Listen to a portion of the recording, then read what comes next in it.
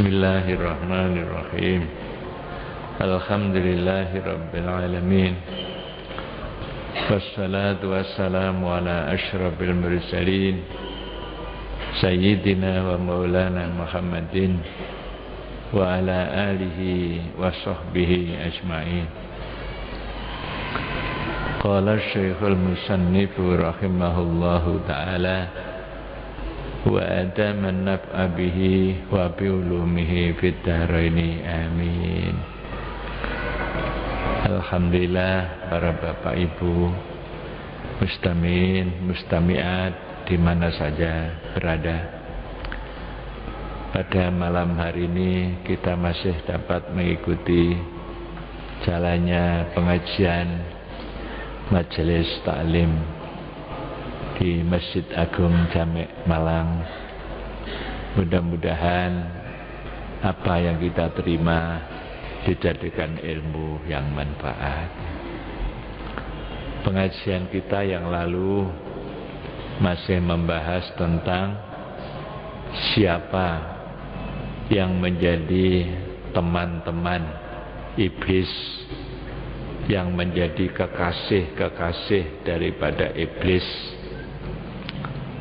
Ketika Kanjeng Nabi ketemu dengan iblis ini, ditanya oleh Kanjeng Nabi, siapa saja temanmu? Orang-orang yang kamu cinta itu siapa saja?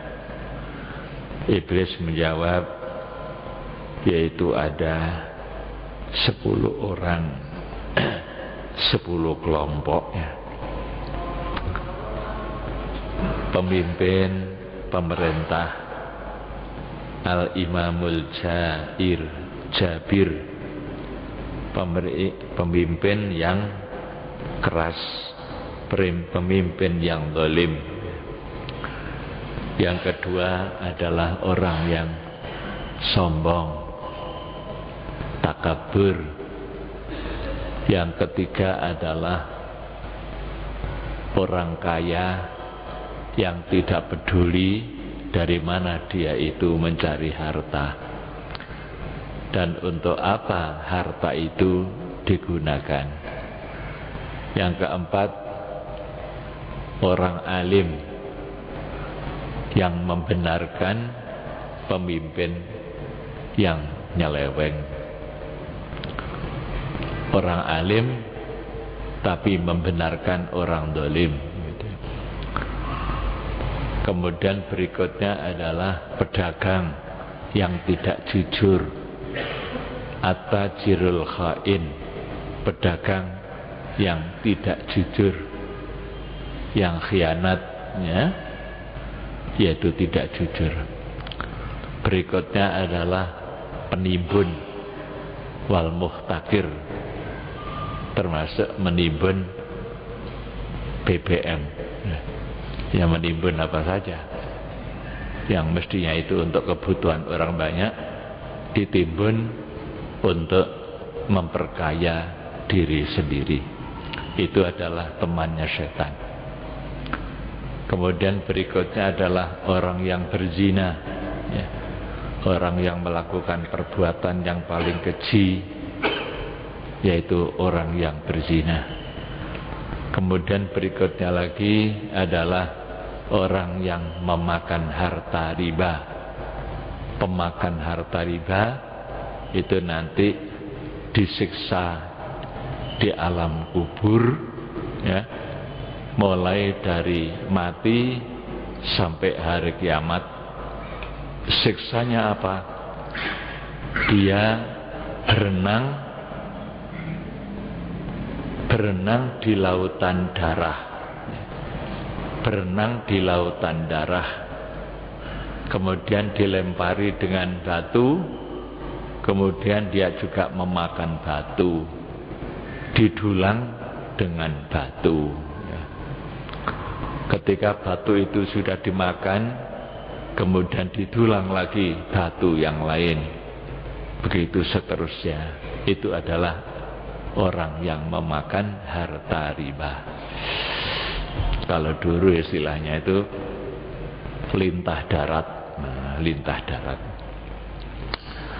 Wa qala lan ngendika sapa Qatadatu Qatadah. Imam Qatadah mengatakan, inna akilar riba setuhune wong kang mangan riba iku yub'atu ditangekake sapa akilur riba yaumal kiamati besok ing dalam dina kiamat majnunan hale edan, ya.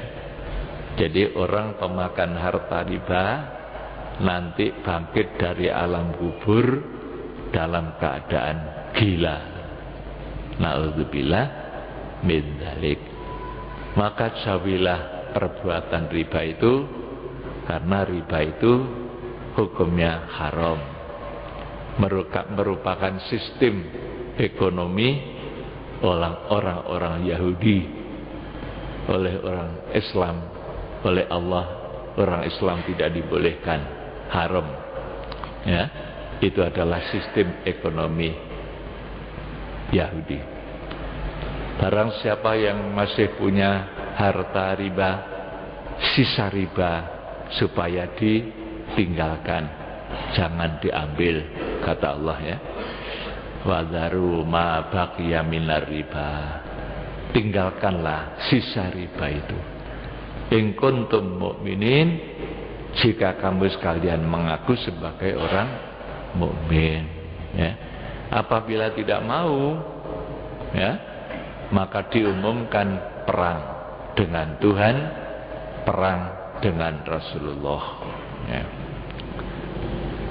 Profesor Kiai Ali Yafi yang dulu pernah menjabat sebagai Ketua Majelis Ulama Pusat, sampai sekarang beliau juga menjabat sebagai DSN. DSN itu Dewan Syariah Nasional, ya. Dewan Syariah Nasional mempunyai tugas yaitu untuk meluruskan, ya, secara syariat yang selama ini dianggap sebagai riba, ya, diberikan jalan keluar supaya orang-orang Islam tidak terus-menerus makan harta riba. Maka dengan adanya DSN ini, Dewan Syariat Nasional, dibentuklah bank-bank syariat seluruh Indonesia. Ada undang-undangnya, setiap bank harus membentuk bank syariat, ya, mulai dari BRI, BNI, ya, BTN, kemudian Bank Mandiri, semuanya harus memiliki bank syariat. Itu ada undang-undang, sudah disetujui oleh pemerintah. Karena apa? Setelah melihat bahwa ternyata bank syariat itu lebih kuat, ya. Tidak ada yang sampai mengalami defisit, ya. Maka oleh pemerintah diputuskan setiap bank harus membentuk bank syariat. Itu adalah hasil daripada DSN, Dewan Syariat Nasional. Maksudnya bank-bank syariat itu untuk memberikan jalan keluar, merupakan alternatif bagi umat Islam Indonesia, ya.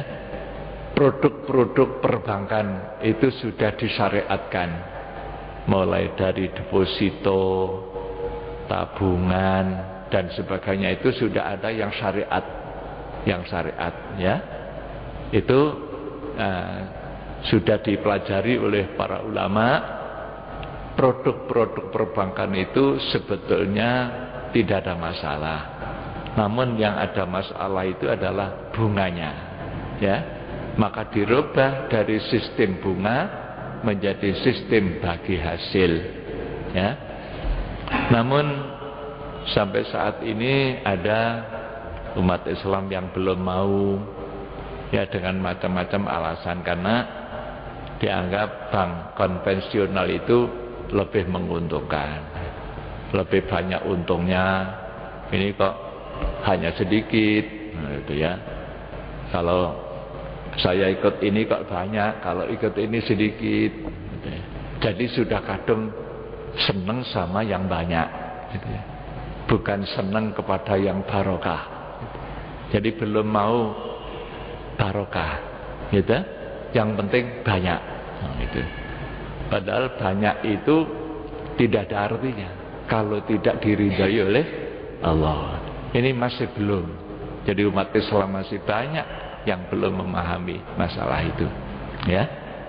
Padahal itu yang di atas sana sudah ingin sekali umat Islam itu punya kegiatan ekonomi yang syariah gitu ya, yang syariah. Sampai terakhir adalah obligasi. Obligasi itu surat berharga. Surat berharga ini pun juga sudah disyariatkan. Bagaimana secara syariat? Ya, itu sudah dibenarkan oleh para ulama. Adapun mungkin disinyalir bahwa ternyata masih belum murni 100% syariah, masih ada titik-titik. Nah, itu kan sudah menuju ke sana daripada sama sekali belum berangkat, ya, dibanding yang sama sekali belum berangkat. Itu masih lebih baik itu, gitu. Itulah. Maka sudah diberikan jalan keluar oleh para ulama, yaitu bagaimana kita berekonomi dengan ekonomi syariah, ya. Maka saya kira tidak ada salahnya, bahkan seharusnya kita itu mengikuti petunjuk, karena itu adalah dari Islam, ya. Sudah dipelajari, sudah ada dasar-dasar hukumnya, baik dari Al-Quran maupun Al-Hadis, ya. Produk-produk perbankan yang sudah disyariatkan itu diharapkan umat Islam ikut, ya. Kita masih kalah dengan negara-negara lain, ya, yang sudah betul-betul menggunakan syariah itu, ya.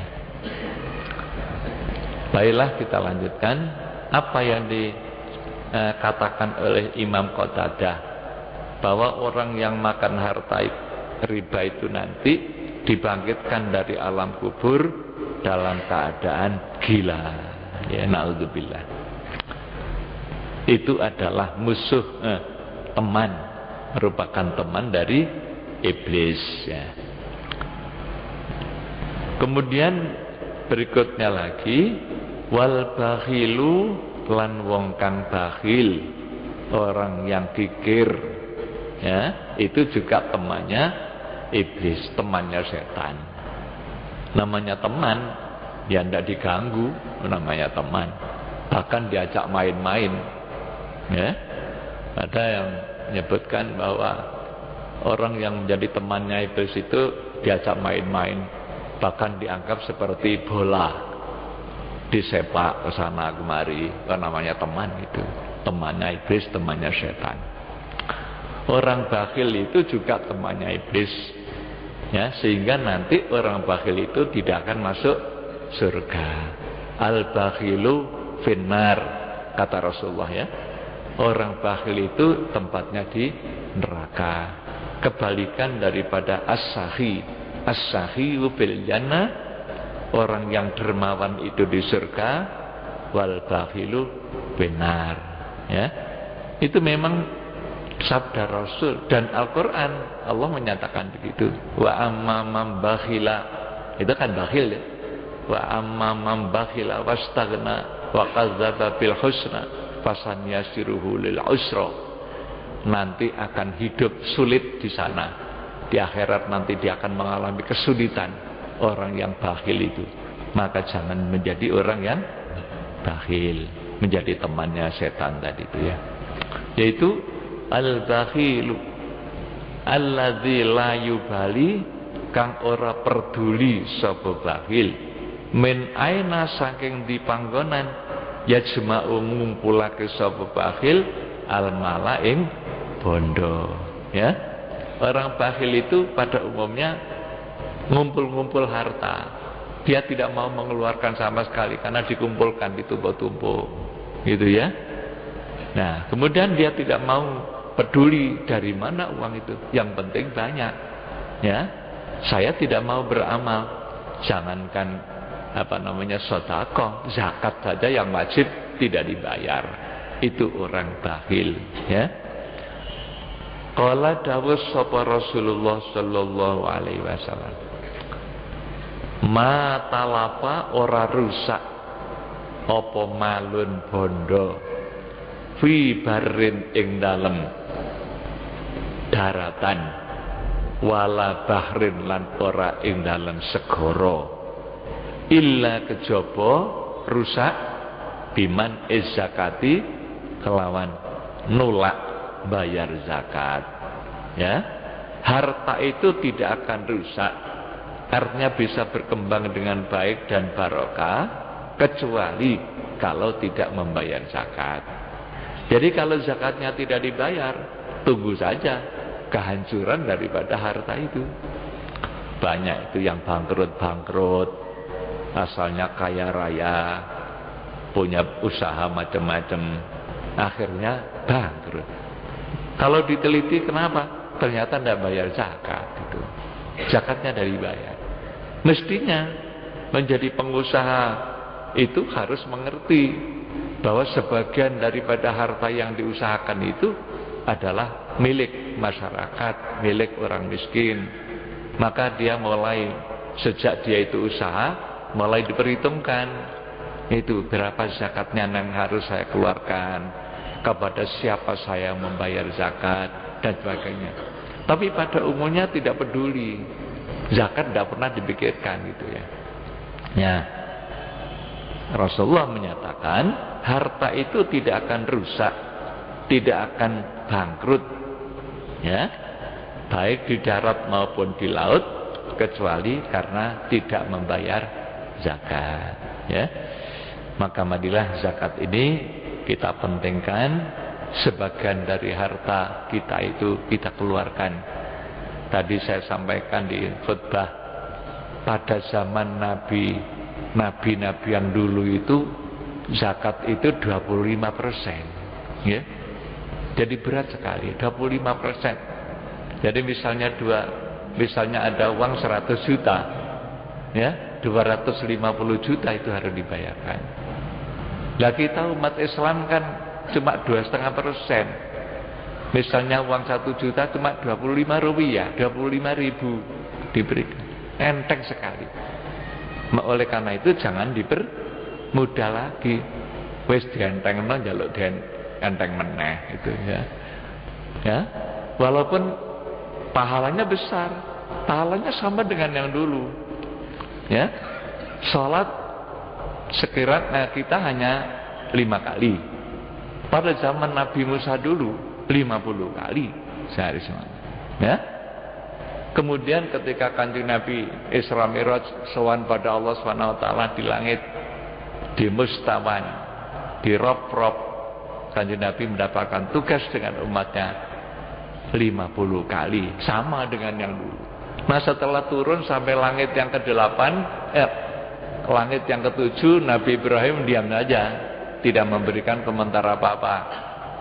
Karena kedudukan Nabi Ibrahim itu sebagai Khalilullah, orang dalam. Jadi misalnya presiden itu ya, orang istana.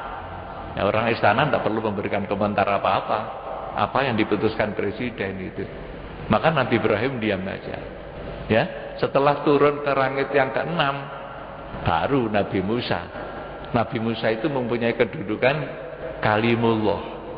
Nah, orang yang diajak bicara oleh Allah. Jadi dialog. Tanya, sama nangsal nopo sange Gusti Allah? Angsal salat ping pira? Ping 50. Waduh, mboten kuat ping 50. Umat kula mawon mboten kuat. Ya, padahal orangnya besar-besar, ndak kuat, Mbak. Napa malih umat sampean? Uangnya cilik-cilik. Ndak mampu, ya. Tolong sama naik lagi. Untung saja Rasulullah mau menerima saran, ya? Memperjuangkan umatnya. Jangan-jangan nanti umatnya tidak mampu, kan berat, kasihan nanti naik. Oleh Allah dikurangi 5 tinggal 45. turun, ditanya sudah berapa? Masih 45. Waduh, masih berat. Naik lagi, dikurangi 5, tinggal 40. Suruh naik lagi, suruh naik. 9 kali naik turun, 9 kali 5, tinggal 5. Setelah tinggal 5 itu kata Nabi Musa, iji abot enggak meneh. Ya. Nabi kita menyatakan, sudahlah, saya sampai malu ngosok njaluk bolak-balik. Gitu. Sudah 9 kali, sudahlah ini abot enteng tak lakonane. Gitu ya. 5 kali. Allah Maha tahu bahwa umatnya Nabi Muhammad itu orangnya lemah-lemah. Allah Maha tahu. Oleh Allah akhirnya diputuskan 5. Namun pahalanya sama dengan 50. Alhamdulillah. Ya. Ngono ku lho jake durung salat. Gitu. Ya, gak mau salat. Wis kari 5 gak sembah. Masyaallah, kebangetan ya, bangetan. Ya. Zakat juga begitu. Zakat ini cuma 2,5%, banyak yang tidak bayar zakat. Akhirnya ya rusak. Ya, ekonomi naik, turun lagi, anjlok. Ya musuhan ambek Gusti Allah. Gitu ya. Pasalnya enggak pikirkan itu. Ya dah.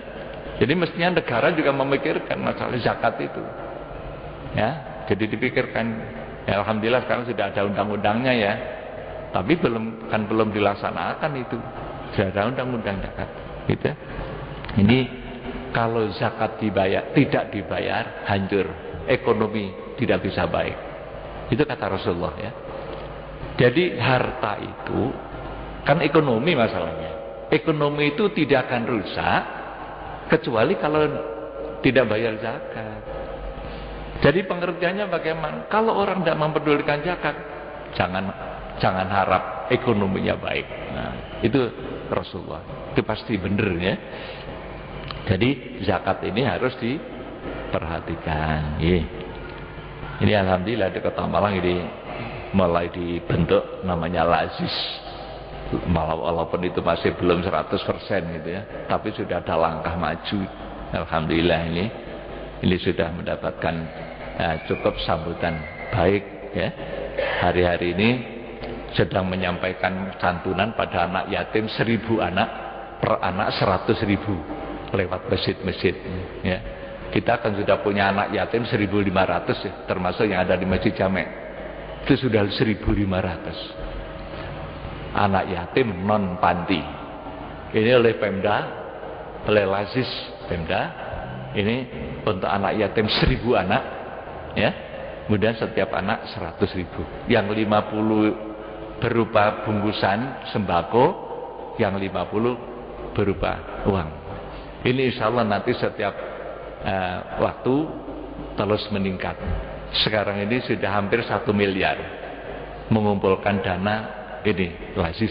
Itu baru pegawai negeri aja, baru PNS, belum pengusaha-pengusaha yang lain. Ya, marilah kita dukung, mudah-mudahan usaha yang baik. Ini ada langgar, musala yang hampir roboh dibantu. Sekarang ini sudah mulai ya. Ada orang yang rumahnya habis roboh, tidak layak huni, dibantu. Walaupun hanya sementara, hanya 3 juta. Ada orang yang mengatakan begitu, dikasih 3 juta itu loh, tidak terima. Gitu. Kayak apa duit 3 juta, tak dekek dek pojokane pawon aja gak cukup. Tidak ada syukurnya. Itulah modelnya orang yang tidak tahu syukur pada Allah SWT. Ya, kita tidak boleh begitu. Jadi orang yang kikir, ya, itu tidak akan masuk surga. Kemudian berarti juga orang yang tidak bayar zakat. Itu ya. Jadi orang yang tidak bayar zakat itu termasuk kikir namanya. Berikutnya lagi temannya iblis adalah washaribul khamri, lan wong kang ngombe khamr, mabuk ya. Al mudminu kang ngelanggengaken. Ngelanggengaken itu artinya terus menerus, ndak tobat-tobat, gak leren-leren, mabuk terus. Itu namanya al-mudmin, terus menerus mabuk alaiha ing atase khamri. Ya.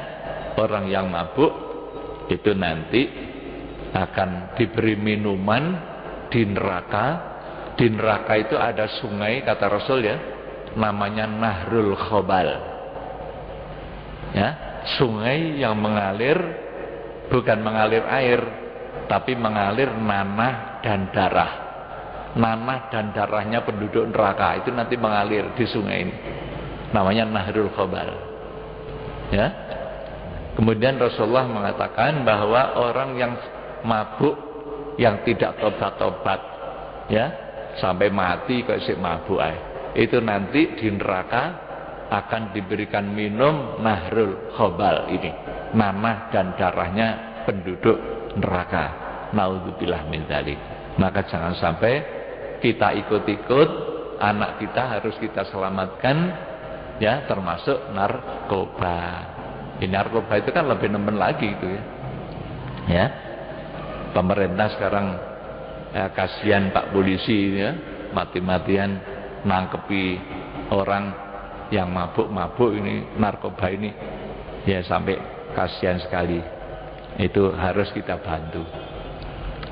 Kemudian orang yang mabuk itu, ya, orang yang mabuk, kata Rasul ya, ruya annahu sallallahu alaihi wasallam qala man syariba khamron, man utawi sapa wong syariba kang ngombe sapa man khamran ing khamr, kharaja mongko metu apa nurul imani, cahayane iman, min jaubihi saking batine, ya, min jaubihi saking, di sini dari mulutnya, artinya keluar ya. Orang yang mabuk itu imannya keluar, ya, ya, lewat mulutnya itu. Jadi begitu mabuk minum, imannya hilang, imannya lepas, bahaya, ya. Kan iman itu kan pemberian Allah.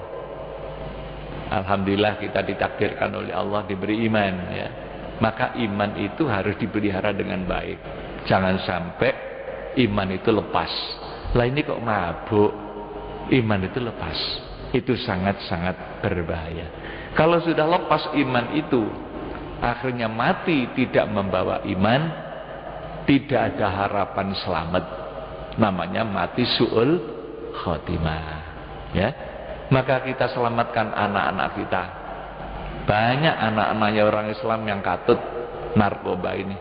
Khamr itu kan segala sesuatu yang memabukkan, apa saja, ya, yang memabukkan itu hukumnya haram dan berbahaya. Orang yang minum khamr, keluarlah cahaya iman dari mulutnya. Rawahu ngriwayatake ing hadis sapa At-Tabrani, Imam Tabrani. Summa qala mongko nuli dawuh sapa an-nabi kanjeng Nabi sallallahu alaihi wasallam li iblisa maring iblis. Ini kan dialog antara kanjeng Nabi dengan iblis ketemu. Hei iblis, kancamu ku sapa wae? Sing sampean sayangi sapa wae? Ya mulai tadi itu. Mulai dari pemimpin yang zalim, orang yang sombong, orang kaya, ya, yang tidak peduli harta dari mana, kemudian orang yang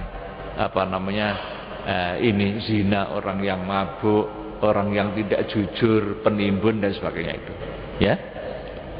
Nah, setelah selesai 10 kelompok ini, kanjeng Nabi tanya lagi, hei iblis, ya, fakam a'da'uka min ummati, fakam moko iku piro, berapa a'da'uka utawi piro-piro musuhiro min ummati saking umat ingsun. Nah, ya, dari umatku itu berapa musuhmu yang kamu anggap musuh? Nah, musuhnya setan. Nah, ini orang baik-baik. Kalau yang tadi itu orang jelek-jelek, temannya setan, itu orang jelek-jelek. Sekarang orang baik-baik. Kan Allah menyatakan inna syaitana lakum aduwwum mubin. Bagi kamu umat Islam, orang yang mukmin, orang baik-baik, setan itu musuhmu, kan gitu ya, dalam surat Yasin ya. Inna syaitana lakum aduwwum mubin. Sesungguhnya setan itu bagi kamu adalah musuh yang terang-terangan, maka harus hati-hati, gitu ya. Oleh karena ini dinyatakan musuh, harus hati-hati. Siapa saja itu hai iblis? Kemudian iblis menjawab, qala ai iblisu tegese iblis li rasulillahi maring Rasulullah sallallahu alaihi wasallam. Apa kata iblis? A'dai utawi pira-pira musuh ingsun iku isruna ana 20, lebih banyak. Kalau tadi itu yang gawati teman cuma 10, sekarang musuhnya 20 gitu. 20. Harus hati-hati. Isruna 20 apane nafaran kelompok 10 kelompok. Itu ya. 10 kelompok ini siapa saja? Insyaallah akan diterangkan nanti pengajiannya akan datang. Tapi sedikit, awwaluhum anta ya Muhammad. Pertama kali 20 orang, 20 kelompok ini yang menjadi musuhku kamu. Kanjeng Nabi. Ya. Jadi yang dianggap musuh yang paling berat itu adalah Kanjeng Nabi. Itu. Jadi al-awwal anta. Awwaluhum anta. Pertama kali kamu. Itu kata iblis. Fa inni abghaduka, fa inni ubghituka. Karena sedune ingsun iku ubghituka, sengit sapa ingsun ing sira. Saya sangat benci sama kamu. Nah, itu ya. Kanjeng Nabi dibegitukan.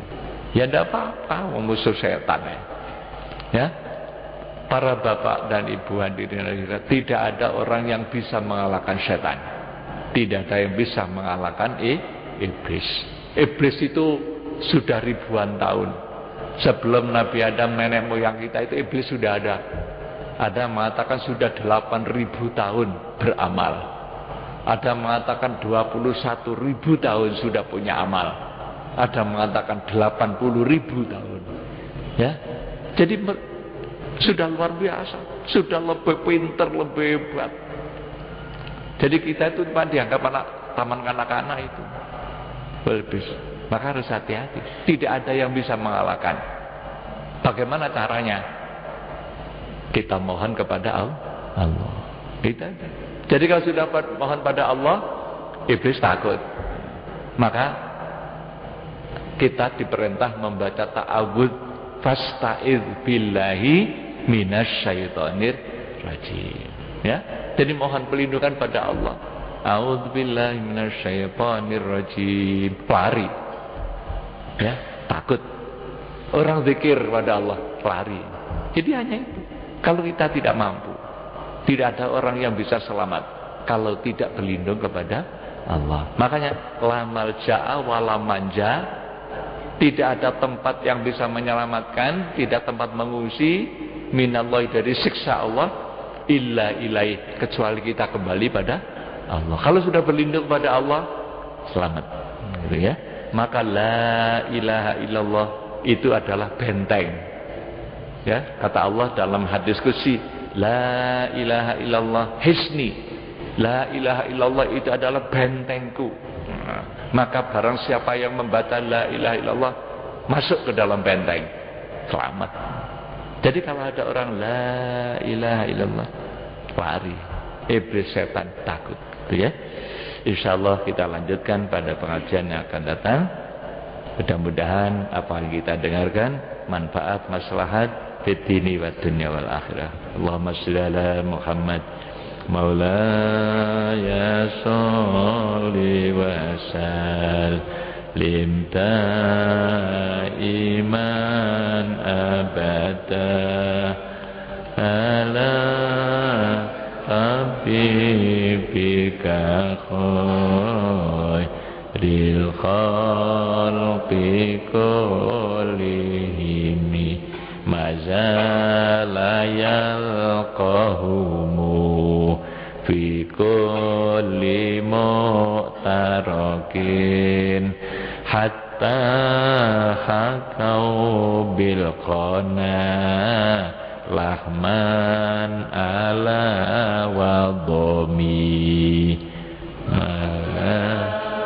ya salli wa sallim iman abad